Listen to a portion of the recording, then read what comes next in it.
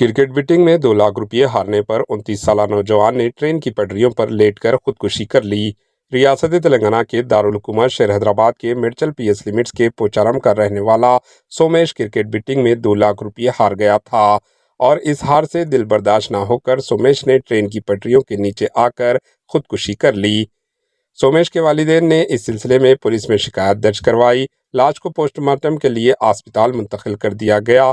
Police تحقیقات کر رہی ہے۔ بیٹنگ کی لت سے کئی نوجوان اپنی زندگی برباد و تباہ کر رہے ہیں۔ دوسری جانب بالی ووڈ، ٹالی ووڈ و مشہور یوٹیوبرز و کرکٹرز پیسوں کے لیے ایسے بیٹنگ ایپس کو پروموٹ کر رہے ہیں جنہیں فالو کرنے والے نوجوان اپنی زندگی سے ہاتھ دھو رہے ہیں۔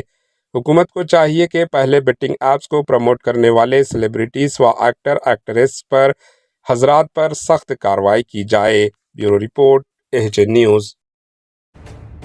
ایچ نیوز کے یوٹیوب چینل کو سبسکرائب کریں اور بیل آئیکن کو دبانا نہ بھولیں تاکہ آپ کو ہر نئی آنے والی ویڈیو کا نوٹیفیکیشن بر وقت مل سکے۔